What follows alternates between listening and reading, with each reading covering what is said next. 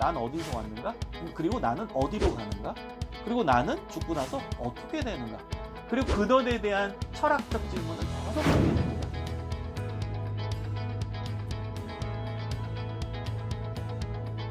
여러분, 이 미래라는 거와 또 연결이 돼요. 자, 미래에 대해서 계속 갑니다. 아이가 10년 후 미래, 20년 후의 미래, 30년 후의 미래, 죽음까지 생각했어요. 그럼 거기서 끝날까요? 놀라운 건요, 우리 아이들 중에 죽음 이후가 어떻게 될까에 대해 상당히 또 관심 가지고 생각하는 아이들이 많습니다. 그래서 이것을 좀 어려운 용어로 형이상학에 관심을 갖게 돼요. 죽음 이후의 세계, 굉장히 우리의 눈에 보이지 않는 신비로운, 그 다음에 구체적으로 우리가 만질 수 없는 추상적인 그런 부분에 대한 관심이 지대하게 많아지는 시기가 요 청소년기입니다. 그래서 여러분, 이 청소년기에 이 추상적 사고, 그 다음에 형이상학에 대한 관심이 많아지다 보니까 신앙에 대한 관심, 종교에 대해 관심을 갖는 아이들이 많습니다. 그리고 철학에 대한 관심. 여러분, 철학이 뭐죠? 철학은 근원에 대한 질문을 하는 학문이 철학입니다. 난 어디서 왔는가? 그리고 나는 어디로 가는가? 그리고 나는 죽고 나서 어떻게 되는가? 근원에 대한 질문, 그 다음에 그 근원이 어디로 돌아가는가? 죽고 나선 어디로 돌아가는가에 대한 질문을 끊임없이 던지는 게 그게 철학적 사고, 철학에 대한 내용입니다. 그래서 이 아이들이 계속 생각이 많아요. 그래서 형이상학에 관심이 많아서 종교에 대한, 신앙에 대한 관심이 많고요. 죽음 이후의 세계에 대한 고민이 많아지고요. 그리고 근원에 대한 철학적 질문을 계속 하게 됩니다. 그래서 아이들이 좀 우울하죠. 생각이 많아집니다. 여러분, 이것도 이해해 주셔야 되는 겁니다. 그리고 이런 형이상학에 대한, 철학에 대한, 신앙에 대한, 종교에 대한 이야기들을 아이들과 하실 수 있는 기회가 바로 청소년 시기라는 걸 여러분이 꼭 기억하시면 좋을 것 같아요.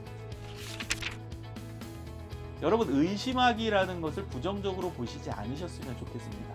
교육학에서 말하는 의심은요, 물음표를 던지는 겁니다. 어떠한 컨텐츠, 어떠한 내용을 더 정확하게 알기 위해서 질문을 던지는 게 의심입니다. 그러니까 기존에 아이들이 받아왔던, 들어왔던, 주입돼 왔던 내용이 사실인지에 대해서 아이들이 스스로 물음표를 던지는 거예요. 그래서 이것은 그 컨텐츠, 그 내용을 더 정확하게 이해하기 위한 과정인 거예요. 그래서 이 존 듀이라는 학자는 이런 말까지 했습니다. 그 의심은 진리로 가는 과정이다. 여러분, 의심은 진리로 가는 과정이에요. 물음표를 던지는 것은요, 진리를 깨닫기 위한 과정입니다. 그래서 여러분, 자녀들이 의심할 때 그때 그냥 들어, 그냥 엄마 아빠가 얘기하면 그냥 믿어, 그냥 받아들여, 딴지 걸지 마, 자꾸 막 다른 얘기 하지 마 라고 주입하지 마세요. 그렇게 강요하지 마세요. 그렇게 무섭게 하지 마세요. 의심하기가 아이들이 작동할 때 제일 불편하거나 힘든 게 뭐죠? 딴지 거는 거죠. 아빠가 이렇게 얘기하는데 거기에 대해서 다른 얘기할 때, 엄마가 이렇게 얘기하는데 그거 이거 아닌가? 엄마 이거는 이렇지 않아요? 엄마 생각이 틀린 거 아니에요? 라고 이야기했을 때 엄마 아빠는 불편하죠. 화가 나죠. 조그만 게 뭘 한다고 그래? 그냥 들어. 엄마 아빠가 인생을 더 살았어 라고 얘기하지 마시라는 거예요.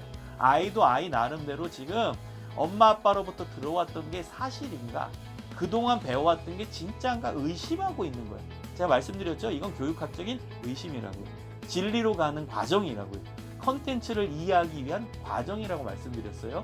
그래서 엄마 아빠들이 이 부분에 대해서 긍정적으로 수용해 주세요. 받아주시고 대화를 하십시오.